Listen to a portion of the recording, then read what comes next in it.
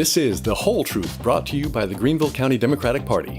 From local city councils and school boards to the South Carolina legislature and the nation, we provide a clear-eyed view of the whole truth surrounding the decisions, the policies, and the politics that have a direct impact on your family, your neighbors, and you. In today's episode, the third Vice Chair, Charles Morris, interviews our special guest, Brandon Brown, who is a South Carolinian running as a Democrat to replace Lindsey Graham in the United States Senate. Though we usually start right in with our guest, in this particular instance, we'd like to share with you a recurring bit that Jimmy Kimmel has created on his late night show. This particular clip is from about January 15th.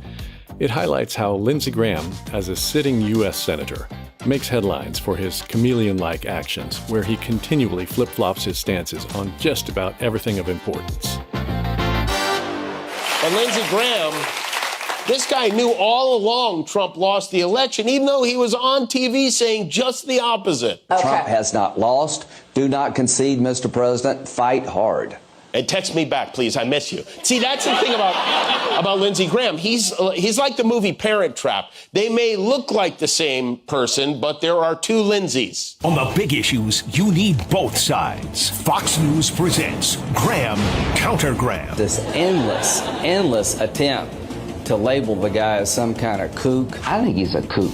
Lindsey Graham faces off against his equally passionate opponent, Lindsey Graham. I don't know if we can ever do business with Zelensky again. You're the ally I've been hoping for all my life. From impeachment to Supreme Court justices to election fraud to Donald Trump. Donald J. Trump is the greatest president of all time. I think he's unfit for office. No one fights more fiercely for both what he believes. He's a race-baiting, xenophobic, religious bigot. And for the exact opposite. No, I don't think he's a xenophobic, race-baiting, religious bigot. One man, two sides, no middle ground. Graham. I am all in. Keep it up, Donald. Counter Graham. All I can say is count me out. Followed by Mean Lady Witch, only on Fox News. This, I'm sure, is just one of the reasons why Brandon Brown is running for the U.S. Senate. So now, let's hear from him and the third Vice Chair of the Greenville County Democratic Party, Mr. Charles Morris. Welcome to another episode of the Whole Truth podcast by the Greenville County Democratic Party. I'm your host, third Vice Chair Charles Morris, and today we have a very special guest running for United States Senate against Lindsey Graham, Brandon Brown. How are you, sir? Great to be here, and it's good to see you again, Charles. It's good to see you. You have certainly become a familiar face to me and a lot of people who are active in Democratic Party politics around Greenville. It's always good to see you. Who is Brandon Brown? Why is he running for U.S. Senate? Well, that's a good question, and thank you for asking. My family's in the funeral home industry. Okay. And how long has that been? Better than 50 years. Wow. Okay. And the family had a dear friend who we saw put on Facebook a GoFundMe page to help her get a medication. Oh, man. And this young lady was 42 years old and could not get her insulin and died. Oh, that's awful. Leaving two children for the grandparents to raise and take on that responsibility and task. And this young lady didn't die because she didn't care about her health care, and right. She didn't die because she wasn't working. She died because our health care system failed her. And we don't see any compassion in Washington, D.C. when it comes to South Carolinians. Right. And I got in this race to be a fighter for people in South Carolina. And it bothers me that instead of keeping rural hospitals open, through this big bill, we see hospitals closing, the cost of prescription drugs going up, the affordable health care just basically under threat. Right. And we're making millionaires and billionaires richer and not thinking about working class people. So that is a tragic story that unfortunately echoes across the whole country, mm-hmm. right? You talk about the big, beautiful bill and the cuts to Medicaid that have obviously been so controversial and Senate Democrats caving. Mm-hmm. What would you do on day one to fight this, what you were just talking about, and to preserve rural hospitals, to make sure people don't have to choose between life or death? Sure. I'm going to be an advocate for health care, period. Mm-hmm. I'm going to be on the United States Senate floor advocating for South Carolina. We cannot live in a country, health care is a right. You know, it shouldn't be based off of your paycheck. It's not a privilege. Yeah, it's a right. And as a United States Senator that represents this state, I think it's your obligation to stand up for those who don't have a voice. Right. And that's the culture that we see now. And I just think it's a travesty. So you've worked in leadership roles in education, community development. How has that informed your policy positions that you'll take into the Senate if you were to win? Well, as a former vice president of 3 institutions, right. I see firsthand the effects when we cut federal Pell and SEOG, and then we see... Can you explain those real quick, what that means? Federal Pell is the opportunity grant that students first time get to go off to college, and it is done through the FAFSA form, free form for financial aid, right. and it's based off of the income of your household. Right. So the more economically challenged your household is, federal government is typically taking the opportunity to give you more money to go to college to better yourself. And in this culture, what we're seeing, Student Equal Opportunity Grant, SEOG, what we're seeing is a reduction. And this reduction now means that you have to take higher student loans. Right. And with the increasing cost of college and the access becoming more critical, we're seeing now students are going to continue to graduate with more student loan debt. And these are the same students who graduate in different disciplines that contribute to the economy. So I would be promoting more money to send somebody off versus taking it away from them. So I'm glad you mentioned student loans. That has been a huge controversy going back to the Biden administration, student loan forgiveness, or at least attempting to, right? And the student loan crisis is a crisis. It's essentially a $1 to $2 trillion bubble that could burst and have massive consequences for our entire economy. Are there particular policies that you would favor to ease the burden of students and former students, or, like student loan forgiveness? Sure. Well, there are incentives that we can put in place for students. One area particularly, if you go into government service. If you go into government service and you work to provide service for the government, and you've spent more than 5 years, there should be some pathway that we could forgive some loans. Okay. If you go into rural communities, particularly teachers, and you teach in places like Allendale, Fairfax, or either Williamsburg County, these are what we consider to be the poor counties in the state when it comes to funding education, there could be a pathway. It just doesn't have to be to where we close the door on opportunities, but we should be trying to figure out ways to open the doors. And, we need to be competing for federal grants for research so we can further expand scholarship opportunities for our students here in South Carolina. Absolutely. Let me ask you a different question. You've talked a lot about unity and accountability, right? Kind of central themes of your campaign. What does unity look like in real terms in Washington? Where are you willing to compromise, and what are your deal breakers? Well, the first deal breaker is if it doesn't work for South Carolina, we shouldn't support it. You don't need to be a Democrat or a Republican not to have common sense. When we pay taxes every year and the allocations come to us to expand health care, SNAP benefits, and programs that exist to help seniors, we shouldn't turn that away. I'm not going to be a United States Senator just going to say yes to anything just because somebody's ego is so big. We need to pivot back, like Fritz Hollins and Strom Thurmond did, that they fought for South Carolina. And what we're seeing now is a culture of we're so divided that we can't even shake hands. And so it shouldn't be about the past, but it should be about the future. We've done so much to move this country forward. Now people are trying to take us back. And so I'm going to be an advocate for taking us to the future. So what are the biggest issues facing South Carolina? Obviously, South Carolina, you got to think Lindsey Graham's been in Washington, D.C. for 30 years. 30 years. And he's entrenched. Yes. And what does that 30 years look like? We rank in the bottom tier among health care. We rank in the bottom tier among education. And we rank in the bottom tier among transportation and infrastructure. And now these tariffs that are hurting BMW, hurting General Electric, hurting Volvo, Boeing, Senator Graham's not saying anything. And these are good paying jobs that are being effective. And I would think you would want a United States senator saying, hey, you got to stand up. One of my good friends, Glenn Reese, who owns a Krispy Kreme donut shop, who buys wheat, he saw his cost go from $42 per bag to $72. Oof. And these are real. That's a 75% increase. Yeah, these are real issues. Mm-hmm. And Senator Graham's more focused on Venezuela. I appreciate those free donut certificates you gave me a few weeks ago. That was popular at the office. You mentioned the tariffs. South Carolina has a large part of our economy is agricultural, right?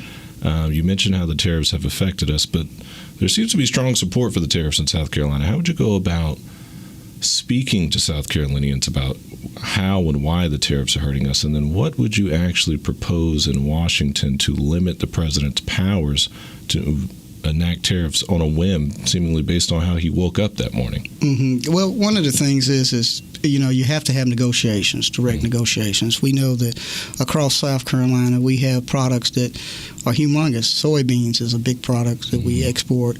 Also, we still have a tremendous amount of cotton fields here in South Carolina, and a lot of people don't realize it, but we do produce a lot of peaches. Yes, we do. So we're actually the real peach state. Yes, and so we have to really look at these policies that make sense for South Carolina.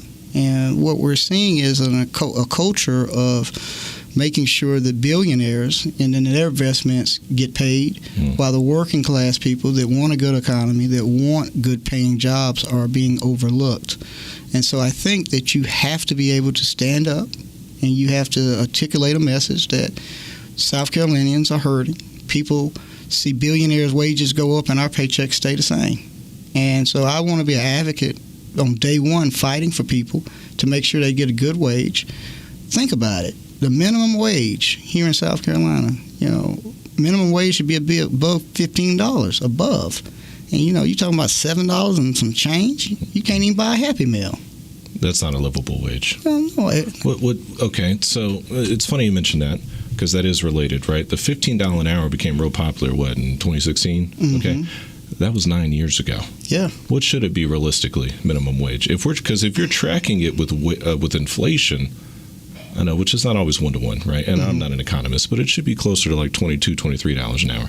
But if you stepped on the Senate floor of the United States, what would you be in support of? Or if somebody asked you for a number, what would you tell them?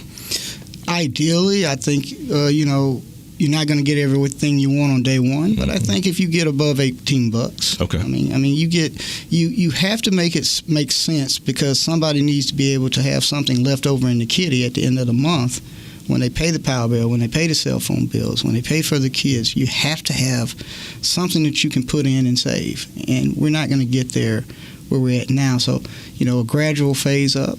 And here in South Carolina, we need to not only work on the federal side, but we need to work with our elected officials on the state level and even on the local level. Right. And, you got several companies that have good models that we need to be examining and talking through to try to get to a point to where we all feel comfortable.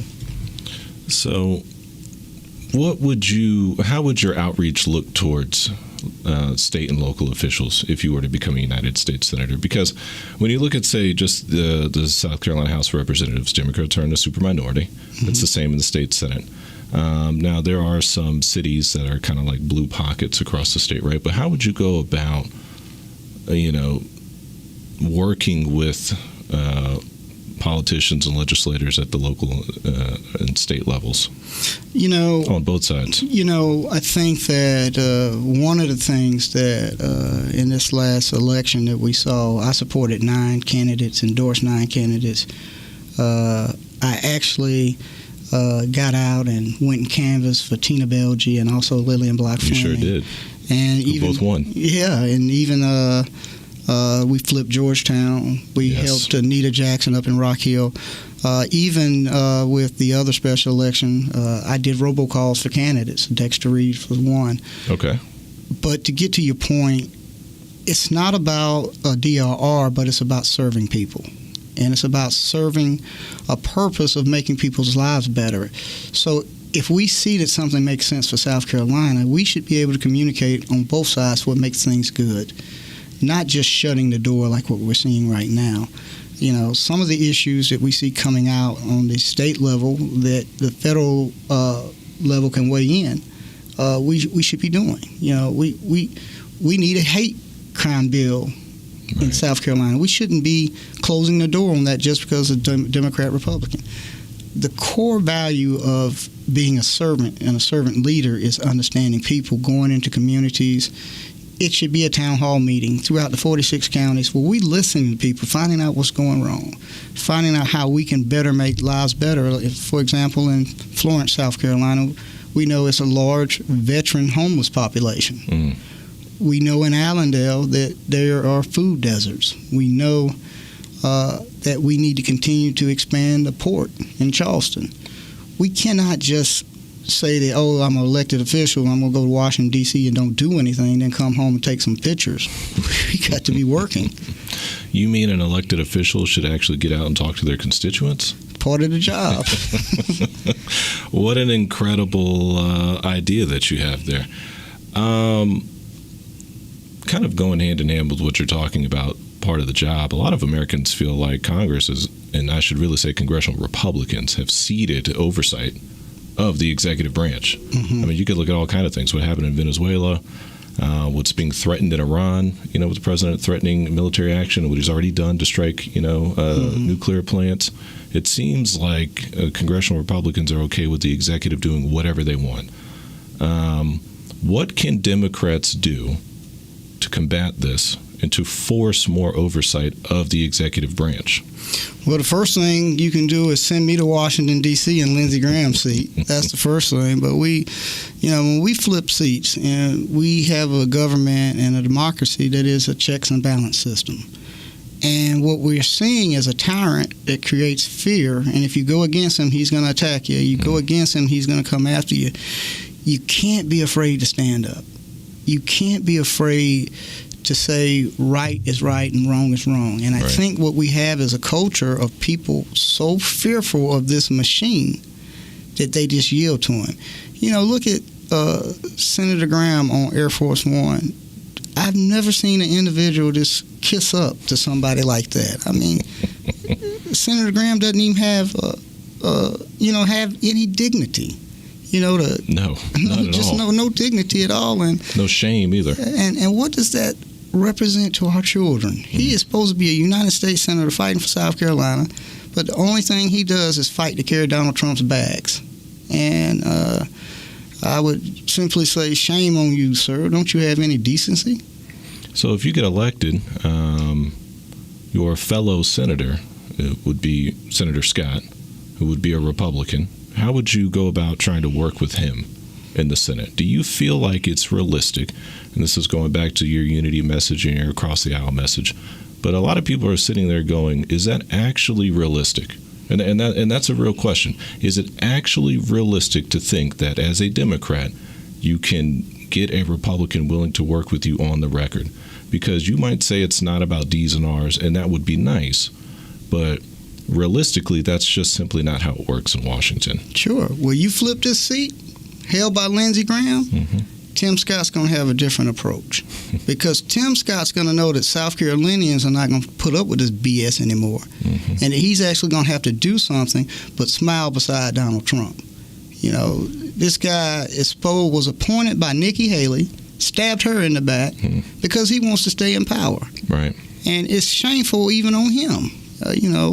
He doesn't come to the communities that I've seen. He only goes to where the wealthy communities across South Carolina is.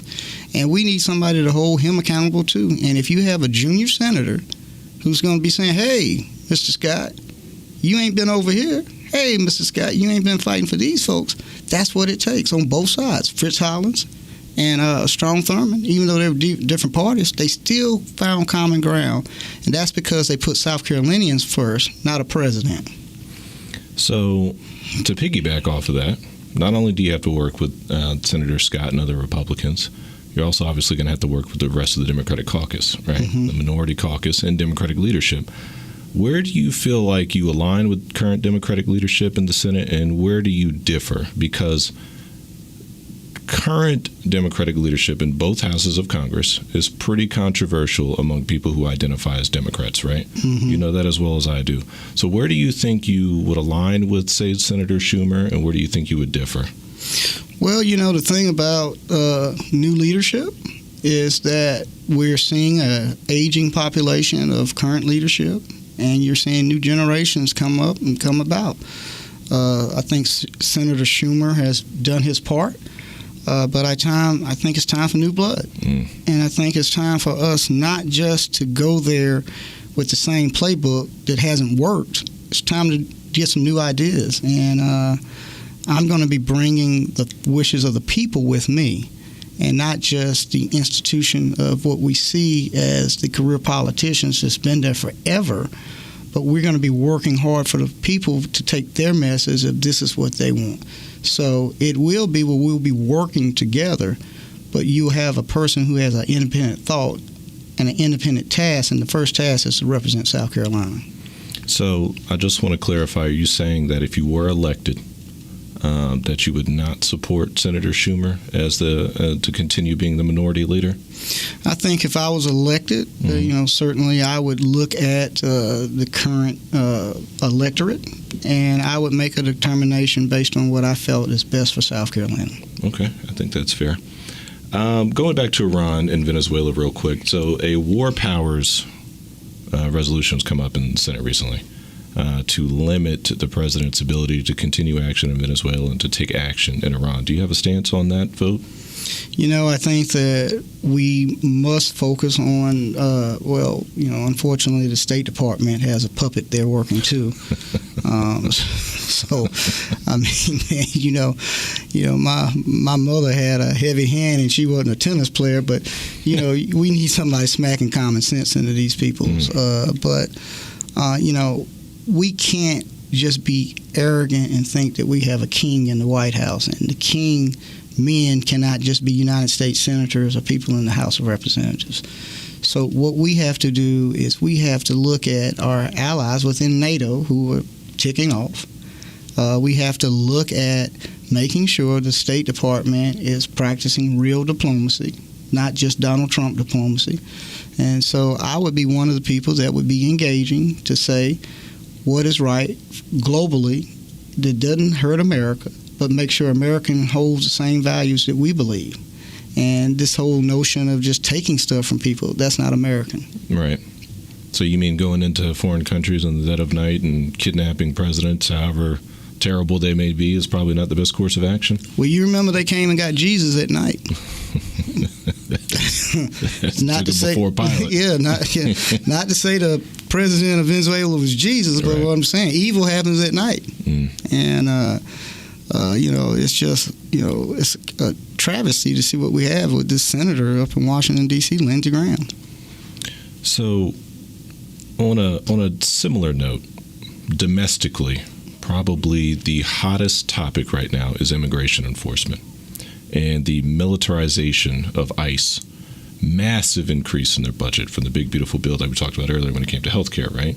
Another consequence of that bill was just a colossal increase in the ICE budget to make it bigger than most countries' military budgets. And we've got them running around almost acting as like a personal military force for Trump, and we've seen what's happened in Venezuela. What are your views on how Congress can rein in ICE, or do you feel like that is even what we should be doing? Well, let's call it for what it is. ICE is the new Ku Klux Klan. Okay, yeah. And you have a group of people terrorizing people, slamming people. Killing people. Yeah, killing people. This country, you have the pursuit of happiness.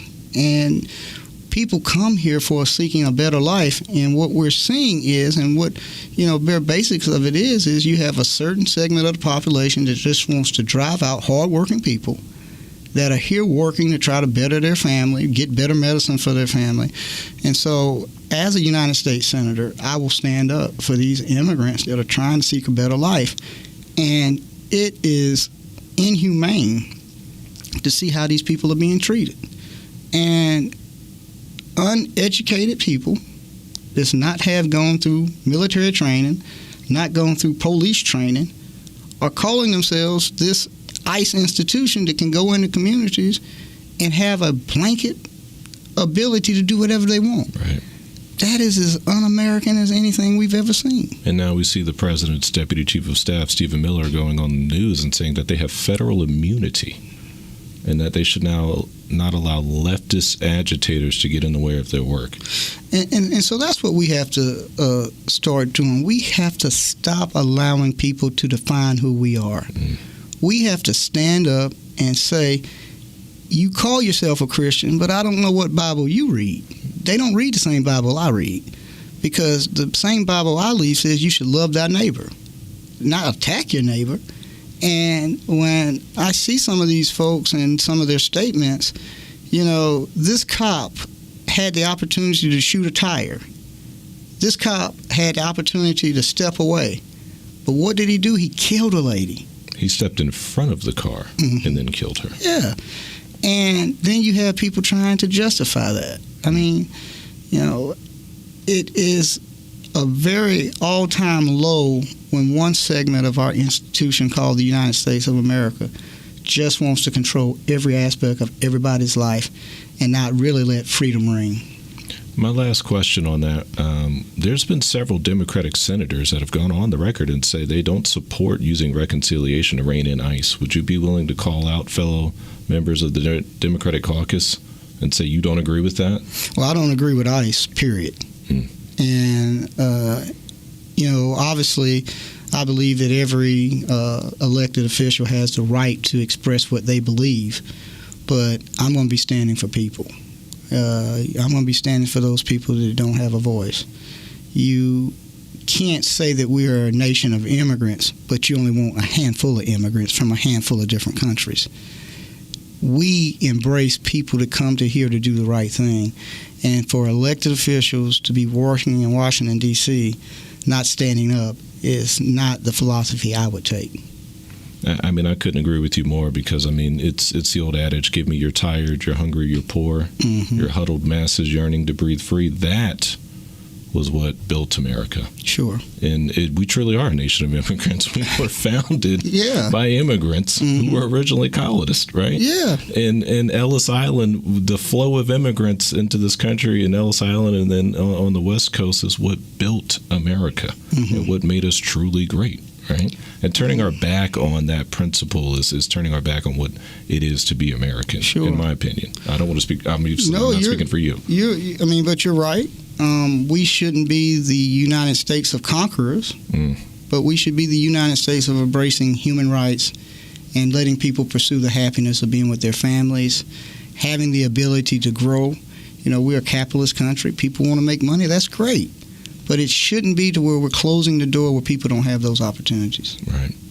Well, the last thing I'll ask you, what is your message to South Carolinians, and why should they vote for you in the coming primary and in the general election after? Well, I'm Brandon Brown. I've been vice president of 3 HBCUs. I understand education. I've been the chief deputy tax commissioner in Chatham County, so I understand taxes. I understand how government works. And I've owned 2 small businesses, the funeral home industry. So I understand what a small business person goes through in the plight, paying payroll, meeting the taxes. I understand everyday working class people want honor and dignity. They want a democracy that works. I'm going to be fighting for South Carolinians every day.